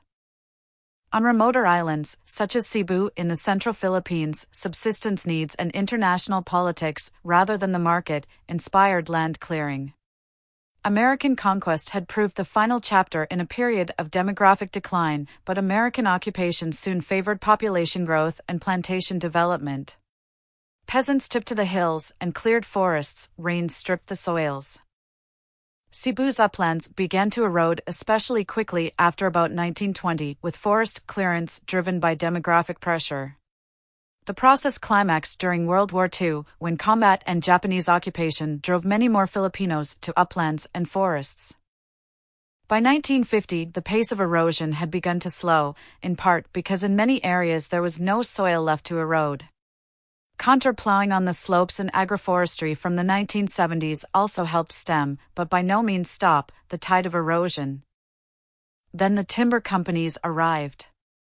Filipino politicians, in charge of their own country from 1946, added to their coffers by leasing timber concessions throughout the Philippines. Rapid and unusually thorough deforestation resulted, mainly after 1960, and sped erosion to the point where in 1989 the World Bank considered it the most acute environmental problem in the country. 46. Another zone of highland terraces, Rwanda in East Central Africa, has an erosion history no less distinctive. This region, with its rich volcanic soils, abundant rain, and a comparatively mild disease regime, supported unusually dense rural populations in modern times. The western part of Rwanda is high-rolling plateau leading up to mountains as high as 4,000 meters. These slopes receive torrential rains almost daily around the equinoxes. Before 1800, these slopes carried forest and minimal human population, but gradually pioneer cultivators made their way up into the lower hills. In the 20th century, the migrants pushed farther west and farther up. Population pressure drove this movement. Table 2.3 Population density of Rwanda, 1910-1996. So did politics. Belgian authorities, having acquired these German colonies in the Versailles settlement of 1919, attempted to reduce the frequency of famine by obliging Hutu peasants to cultivate larger areas of land and to adopt crop rotations that left soil without plant cover during rainy seasons. Anti-erosion practices familiar to Hutu farmers were lost as the Belgians sought to maximize food production. As peasants shortened fallows and cleared new lands, erosion problems mounted. Belgian officials began to take note of rapid erosion in the 1920s and 1930s and, as their counterparts did in British colonies, imposed forced labor soil conservation schemes, still remembered with distaste. In 1951, the Belgian governor called erosion in Rwanda a matter of life and death. 47 After the early 1950s, the spread of bananas as a cash crop helped mitigate erosion. Unlike most of the world's cash crops, banana trees provide good soil cover with their broad leaves. Nonetheless, rapid soil loss continued in many parts of Rwanda. After independence, with population growth over 3% per year, peasant settlement of steeper and steeper slopes proceeded apace. Revived government concern about erosion brought back coerced labor for soil conservation schemes. In some parts of Rwanda, ever denser population allowed sufficient labor to attend conscientiously to soil conservation, and by the 1980s some slopes had stabilized. But others eroded away faster than ever. The Civil War and aftermath reduced rural population sharply, and perhaps provoked the sort of erosion characteristic of depopulated terraces. But perhaps not. Rwanda and Burundi still have the highest rural population densities in Africa. 48. In at least one East African context, the Machakos Hills of Kenya, soil conservation schemes undertaken after independence worked well. Colonial land policy in Kenya had concentrated Africans on poorer lands, such as those of the semi-arid and often steep Machakos district near Nairobi. From at least 1930, the Machakos Hills suffered from acute erosion, causing food problems and emigration to still drier lands. Between 1930 and 1990, population density tripled and cultivated area increased sixfold. But in the 1970s, the Kenyan Soil Conservation Service and the local Akamba farmers stemmed the tide of erosion. What made the difference, apparently, was greater security of land tenure, especially that of cultivators as against herders, and a more democratic approach to implementation in which Kenyan authorities worked closely with existing self-help groups in Akamba society. Swedish aid money helped too. Plentiful labor and secure tenure encouraged families to husband soil by leveling their plots, keeping animals away, channeling watercourses, and other means.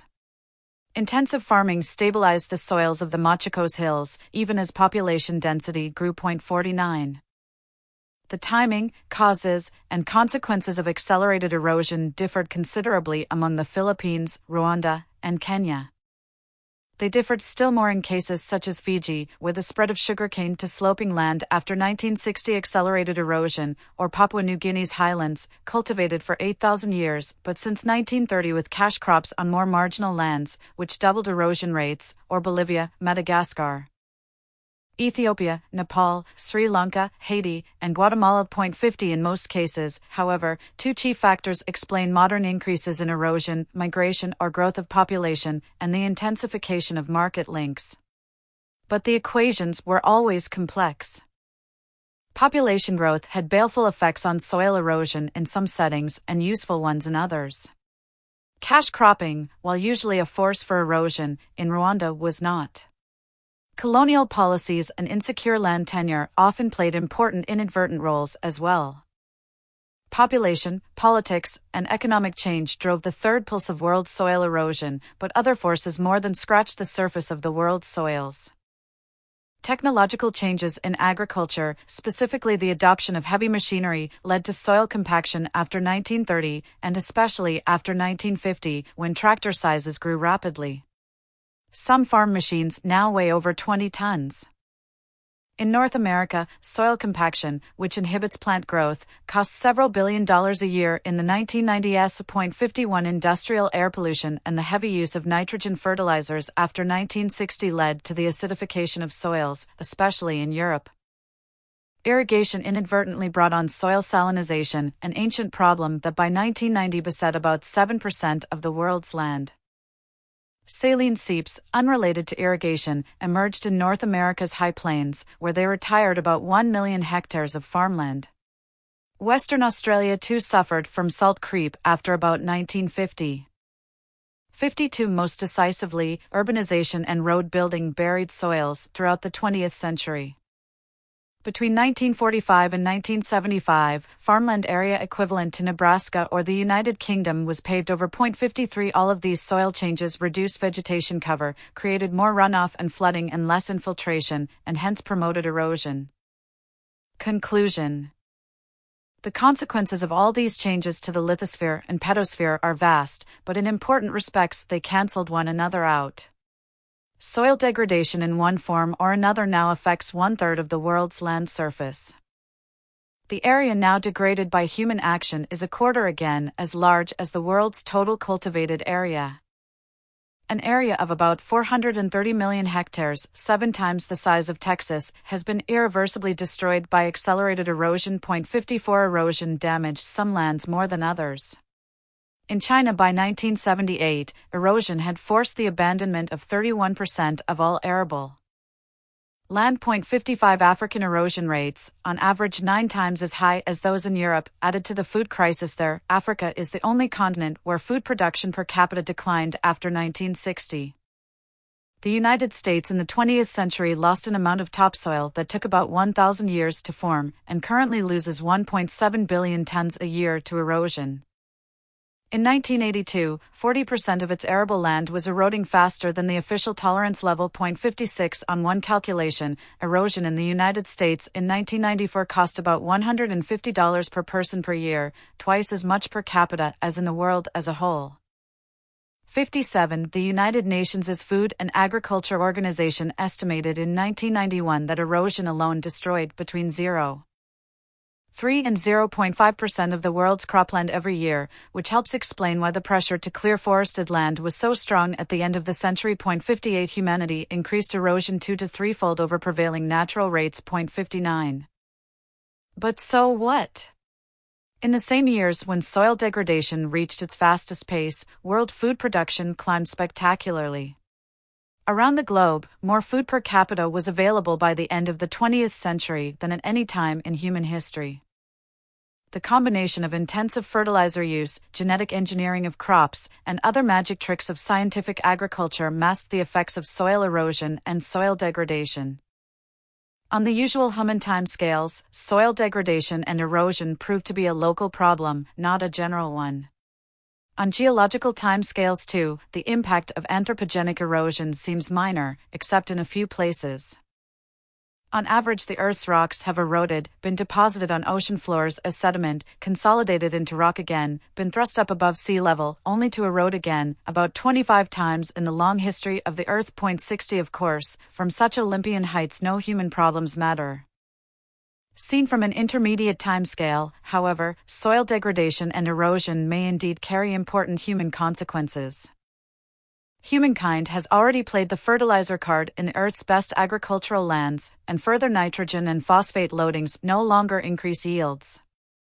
The Netherlands, for instance, in the 1990s reduced fertilizer use because heavier doses did no good and did some harm. In other parts of the world, notably Africa, increased fertilizer use might work the same miracles as it did in Europe and East Asia, although much additional irrigation would be required. But there is a limit beyond which fertilizer cannot help make up for lost soil. Plant breeding, the other great source of improved yields in the 20th century, has its limits too, although they are harder to discern. Clearly there is still some slack in the food system, and we can feed a few more billion people simply by using more land, more fertilizer, and breeding better crops.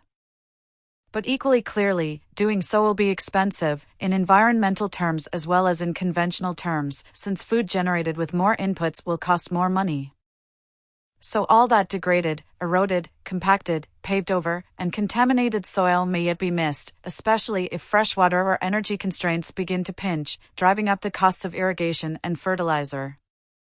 Today, as in 1900, we get 97% of our food from these vanishing soils. 61. As the story of the Machakos Hills in Kenya suggests, the loss is a matter of negligence, not necessity. Chapter 3. The Atmosphere, Urban History. This goodly frame, the earth, seems to me a sterile promontory, this most excellent canopy, the air, look you, this brave o'erhanging firmament, this majestic roof fretted with golden fire, why it appears no other thing to me than a foul and pestilent congregation of vapors. So says Shakespeare's Hamlet in a characteristically bleak mood. From the point of view of life on earth, the air is a most excellent canopy. But lately one form of life on Earth, humankind, has acquired extraordinary influence over the atmosphere and, in places, made it far fouler than either Shakespeare or a prince of pre-industrial Denmark could imagine. More lately still, in the second half of the 20th century, we simultaneously cleaned up the air in a few places and tinkered with some trace gases that govern fundamental conditions on Earth. We have not made this goodly frame a sterile promontory, nor are we likely to, but we can certainly make it an awkward home for creatures attuned to conditions of the last few million years. This chapter and the next consider the human history of the atmosphere in the 20th century. The main story is how we made minute but consequential alterations in the atmosphere's minor constituents, things that are measured in parts per million or billion. For most of history, air pollution had existed only locally and had only modest consequences. In the 20th century, its scale grew exponentially, affecting the air of whole regions. With respect to some trace gases, pollution is global. Local air pollution history since 1900 mainly had concerned urban air quality, governed chiefly by fuel combustion. Regionally, the principal development has been the spread of acid rain. Globally, the crucial trends have been the accumulation of greenhouse gases, which help regulate the Earth's temperature, and the depletion of stratospheric ozone. These, then, are the subjects of these two chapters on the atmosphere. Their theme is the power of our energy use habits to change the atmosphere on ever larger scales and the ever greater consequences of the atmospheric changes we have wrought. For most of Earth's history, microbes played the leading role of all life in shaping the atmosphere. In the 20th century, humankind stumbled blindly into this role. The basics of the atmosphere. The atmosphere is the thin gaseous envelope that surrounds the Earth.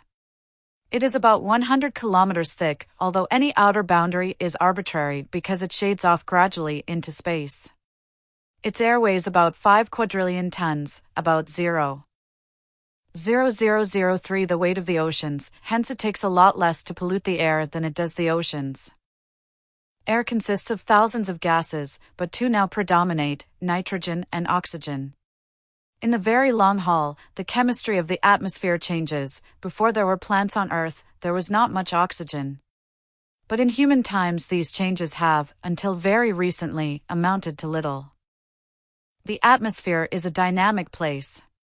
It is a swirl of motion, driven by inequalities in air pressure, ultimately created by inequalities in temperature.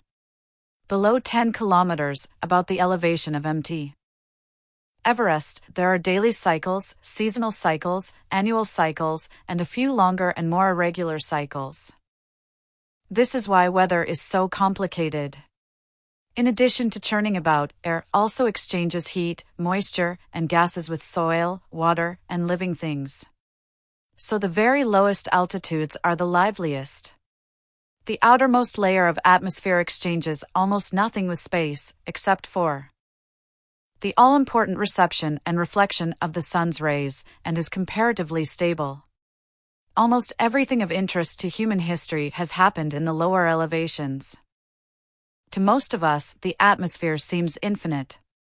But we do not need to do anything to the 5 quadrillion tons of nitrogen and oxygen to alter conditions on Earth. Fundamentally, a few tweaks to the concentrations of key trace gases will do it. The three most important trace gases for modern history are carbon dioxide, ozone, and sulfur dioxide. 1. Carbon dioxide exists in concentrations now at about 360 parts per million. It is a greenhouse gas, which means it keeps the planet warm by trapping solar rays reflected off the Earth's surface. Without it and lesser greenhouse gases, the Earth would be about 33 degrees Celsius colder, frozen, and lifeless. The human sources of carbon dioxide are fossil fuel burning and deforestation. 2. Ozone is also a greenhouse gas and a component of urban smog. At low altitudes, it is an unwelcome pollutant. But in the stratosphere, ozone absorbs ultraviolet radiation from the sun, which protects the biota from potential harm. Ozone exists in concentrations of 1 to 15 parts per billion as a low-altitude pollutant, but 500 to 1,000 ppb in the stratosphere. 3. Sulfur dioxide is the main ingredient in acid rain, which can damage forests and aquatic life as well as corrode metals and stone. It rarely exists in concentrations greater than 50 ppb. Its main human sources are fossil fuel burning and the smelting of metallic ores. Other consequential trace gases include methane, chlorofluorocarbons, and 2 nitrogen oxides. Some of their relevant characteristics appear in Table 3.1, provided for reference. Table 3.1 Some important trace gases in 20th century history. In the 20th century, human action put more than gases into the atmosphere. Fossil fuel burning, metal smelting, and waste incineration release thousands of tons of potentially toxic metals into the air as dust. Some of this inevitably worked its way into the food web, to the misfortune of fish, otters, alligators, minks, raccoons, and eagles, among others. Human health suffered from lead emissions, which came mainly from automobile exhausts. Estimates of the historical evolution of metal emissions into the atmosphere in modern times appear in Table 3. 2. The figures for lead emissions reflect the spread of the automobile after 1920, and those for nickel the rapid rise of the armaments industry from the 1930s. Another noteworthy feature, however, is the general decline in metal emissions after 1980, a consequence of environmental awareness and regulation, and of new technologies and efficiencies.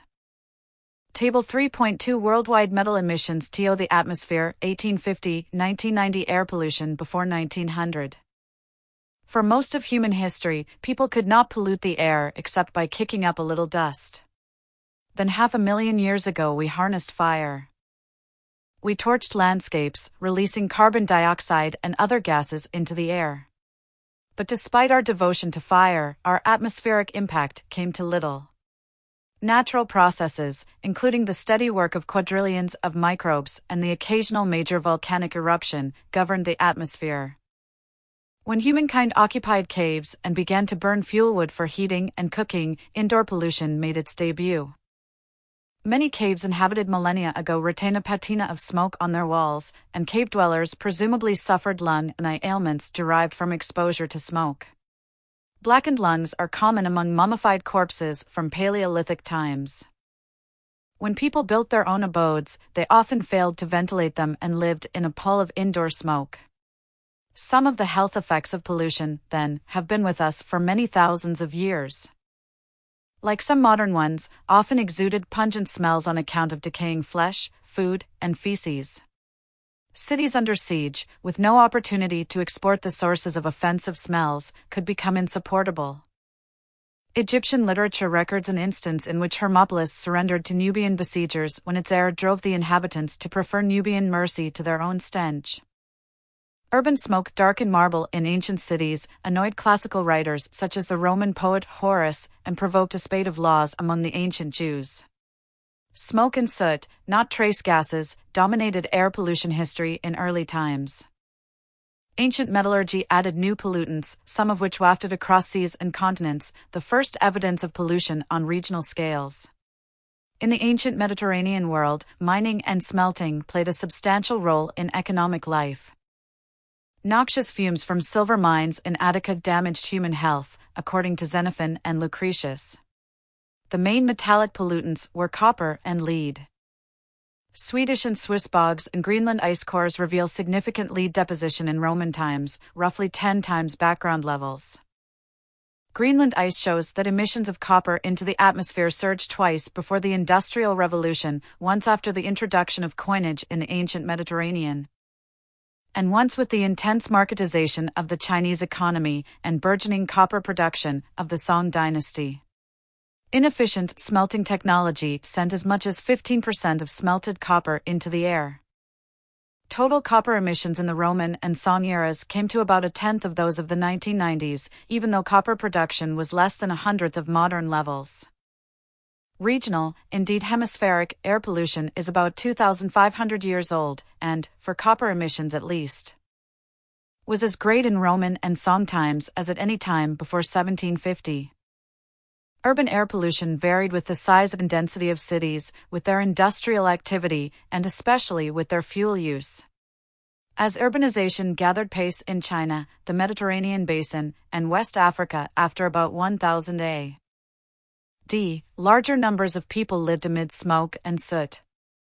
The philosopher and physician Maimonides, who had wide experience of cities from Cordoba to Cairo, found urban air stagnant, turbid, thick, misty and foggy, and thought it produced in urban dwellers dullness of understanding, failure of intelligence and defect of memory. 10.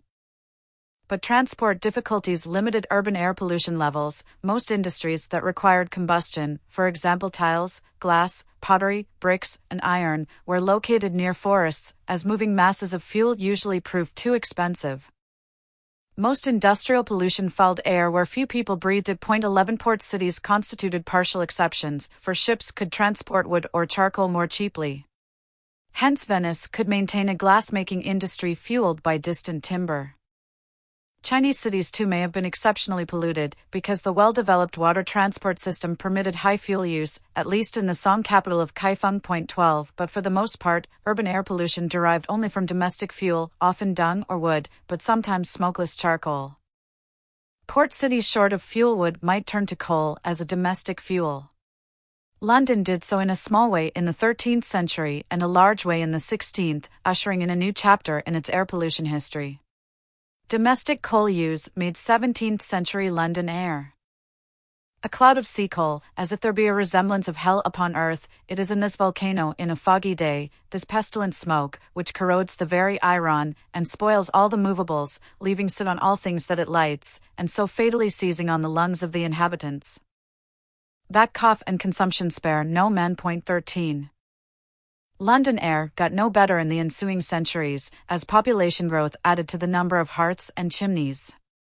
The poet Percy Bysshe Shelley noted its infernal hell is a city much like London, a populous and smoky city. 14.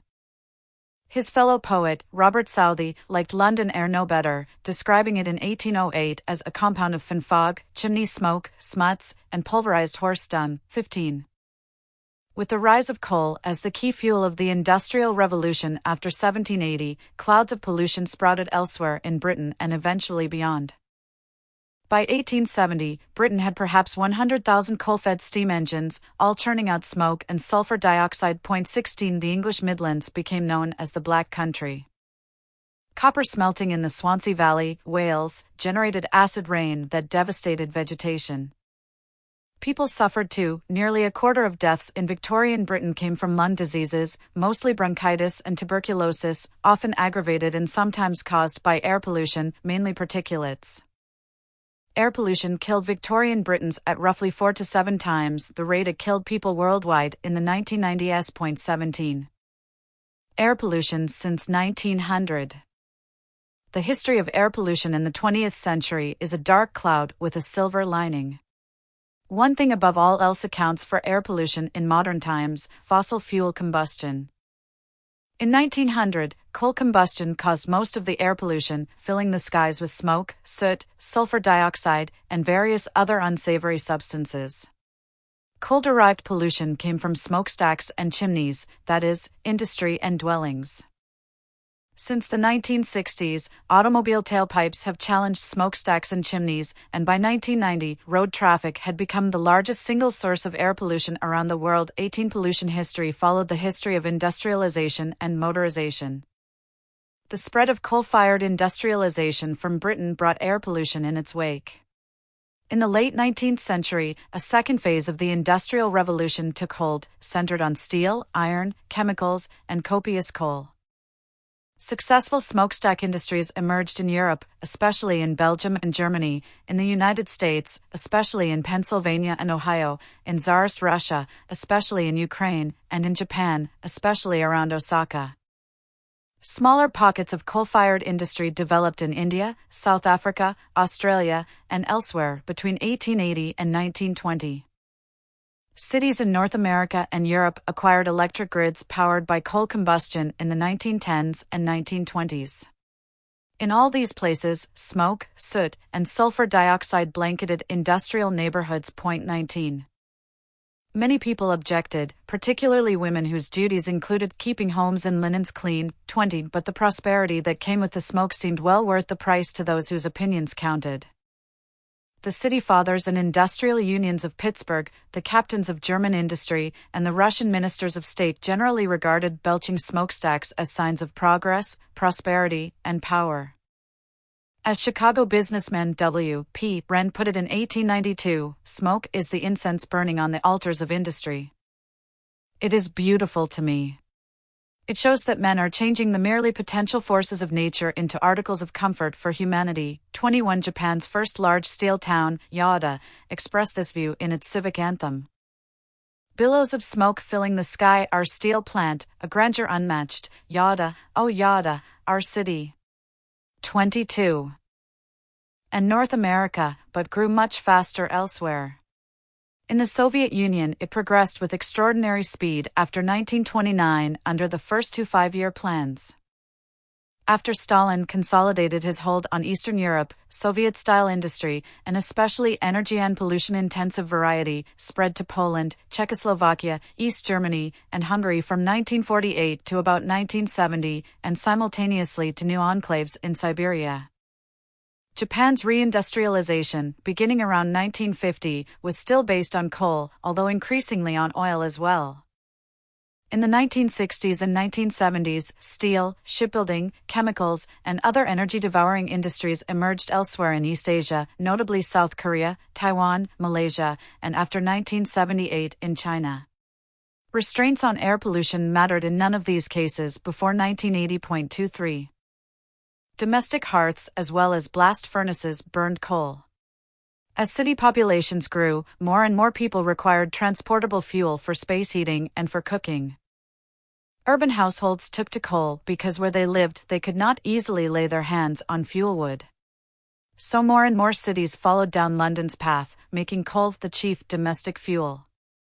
West European and Eastern North American cities turned to coal after 1850. After 1890, others in northern China and the American Midwest followed. 24 domestic hearths usually burned very inefficiently, sending plenty of soot and smoke up their chimneys and into the dwellings they heated. This combination of coal use for industrial and domestic purposes created intensely polluted coal cities such as London, Pittsburgh, and Osaka. The second major force behind local and regional air pollution in the 20th century was the automobile.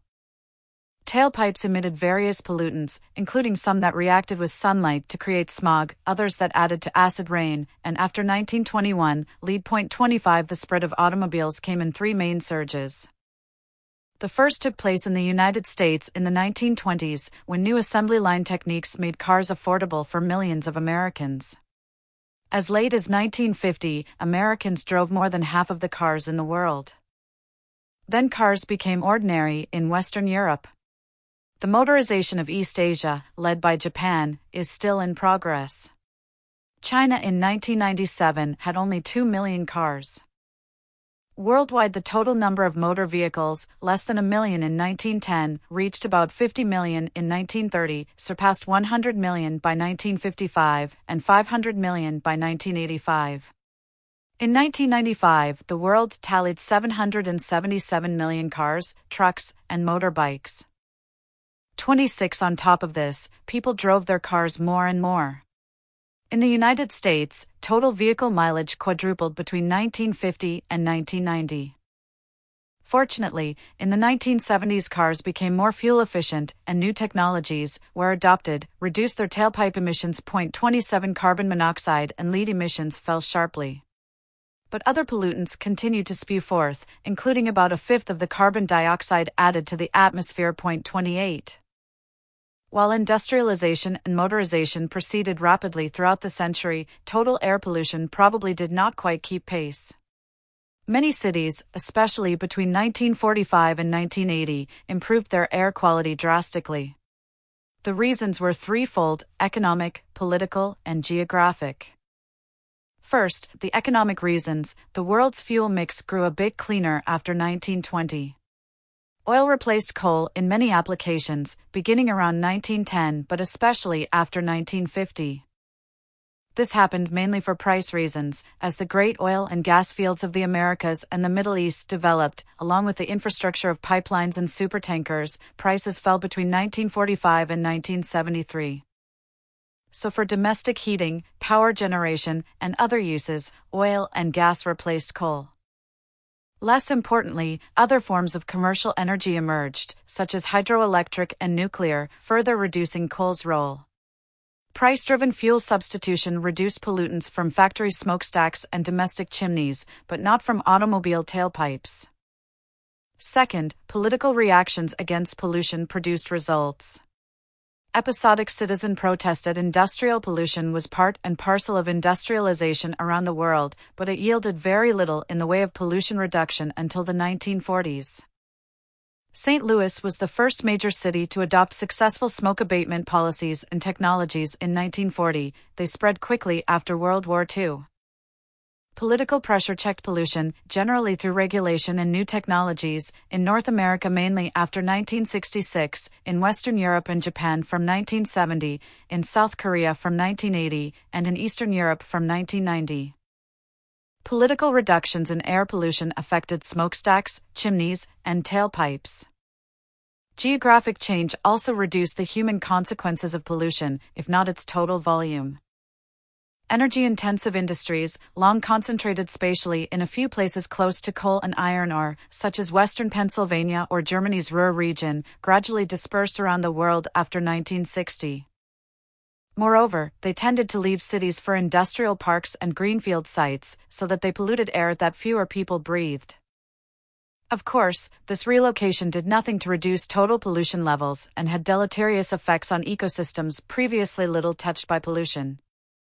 Only from the human, and particularly the city dwellers, perspective did this amount to pollution reduction. Point 29. The combination of these economic, political, and geographic changes made for the silver lining of the dark cloud. In some cases, the results were spectacular, as in the reduction in lead emissions.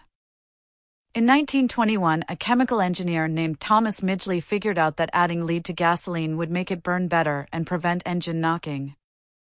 2 years later, leaded gasoline, a gift from God according to the first company to sell it, went on the market in Dayton, Ohio.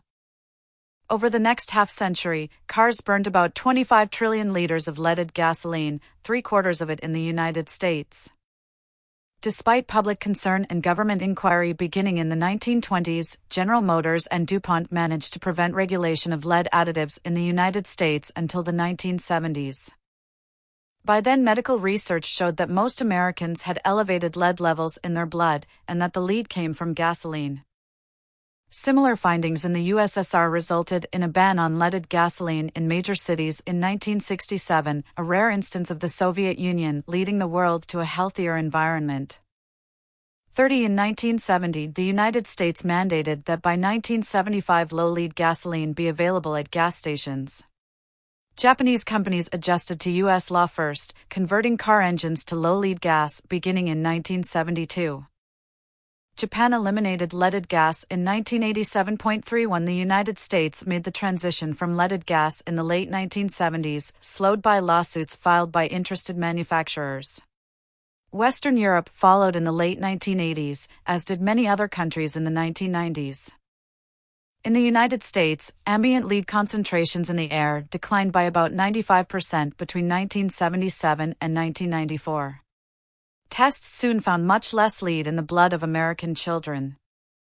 The highest ambient lead levels ever recorded came not from the United States, but from Bangkok, Jakarta, and Mexico City in the 1980s.